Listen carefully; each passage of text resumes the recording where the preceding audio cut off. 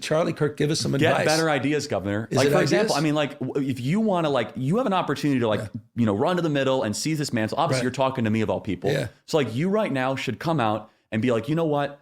The young man who's about to win the state championship in the long jump in female sports, that shouldn't happen. You as the governor should step out and say no. No, and I appreciate. But like, would you do something like that? Would you say no men in female sports? Well, I think it's an issue of fairness. I completely agree with you on that. It is an issue of fairness. So it's deeply unfair. Would you speak out against this young man, A.B. Hernandez, who right now is going to win the state championship in the long jump? I can see you wrestling with it. No, I'm not wrestling. I'm not wrestling with the fairness issue. I totally agree with you. By the way, as someone with 4 kids, I think and got 2 daughters, right? 2 daughters. And I have a daughter too. And a wife that went, God forbid, to Stanford and played on the junior national soccer team, and a guy who got into college only because I was left-handed and could throw a baseball a little bit or hit the ball for a little bit.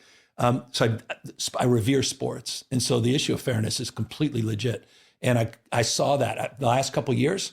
Boy, did I saw how you guys were able to weaponize that issue at another level. Not weaponize. That's well, weaponize may be pejorative. You're right, but you were able to shine a light on, highlight it in a way that, frankly, there are not that many out. We're talking about, I think, the NC2A, 510,000? No, but I just didn't realize. It's 890 medals and trophies that we know of in the last 5 years. That's a lot. No, so let me step back, say completely fair on the issue of fairness. I completely agree. So that's easy to call out, the unfairness of that.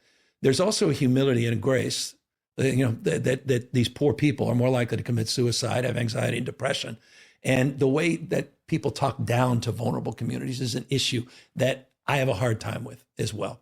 So both things I can hold in my hand. How can we address this issue with the kind of decency that I think, is inherent in you, but not always expressed on the issue? No, I get it. At the same time, deal with the unfairness. So you asked a good faith question, like how do we Democrats get out of the wilderness? Yeah. This one is an 80-20 issue. New York Times poll, right? That's no, not I like agree with you. We're getting part. crushed on. Crushed. And you have an opportunity in the state to be like, look, I have a heart for A.B. Hernandez. I have a heart for the San Jose volleyball player. Yeah. Let's give them compassion. But what's not fair is just for like entire woman's sports. I agree. By the way, I agree with you. And it's interesting. I stress tested this, Charlie. I was wondering, I said, in California, and I've been a leader in the LGBTQ space, as you know, back in 2004, was marrying same-sex couples. And I know we have different opinion on marriage equality. And so I've been at this for years and years. I take a backseat to no one. But I was actually on the issue of sports, which in the last few years has just exploded.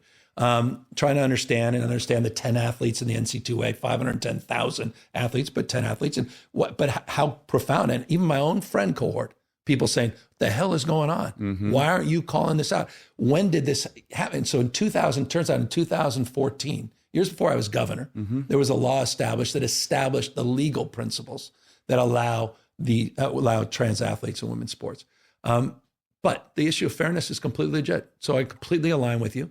And we've got to own that. We've got to acknowledge it. I don't say that through the prism of politics, because you disagree with same-sex marriage on principle. Mm-hmm. And so I'm not, and by the way, I value the fact that you're not trying to walk away from that principle, because electorally, I'm in the minority of that. Yeah, in the minority. And I don't want to walk away from this principle because it's electoral, but it is an issue of fairness. And I think Democrats have lost that. I think that I wish that we would have done this podcast last week.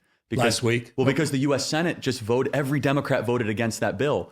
And I'm just telling you, I'm not one to give Governor Newsom advice. You guys are giving us an 80-20 issue that is just permeating the country. It's such an affront to our senses. And you look at these videos, Governor, because it's not just that it's, okay, you read an article about it, but these young men that are in these sports, they're throwing around girls, and it is an issue of fairness, but it goes to a broader arch narrative. There you go. Which is important. No, and this, I want to hear this. Which is this, that the Democrats, you guys will tend to view an incident through an oppressor-oppressed lens. Yeah. It's your training. It comes from college. It comes from, we as conservatives tend to view things through right or wrong or just or unjust.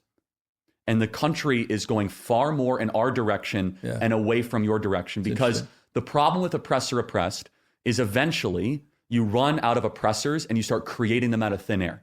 Yeah. And you start trying to say, well, these people must be blamed for all of our problems, and that's where you get a lot of the, let's just say for example, there's a Wall Street Journal editorial like, when will the white men shut up or stop complaining? that does no good for anybody, right? No. So what I'm getting at though is it's a worldview difference, right? And so that's why the issue is so much more powerful. Of course it is, but it's also pattern recognition. It's pattern recognition of a Democrat Party that post 2020 decided to go all in. We call it woke. You might call it, justice or whatever it is, but it's so outside of what we would consider traditional Americans' norms and customs.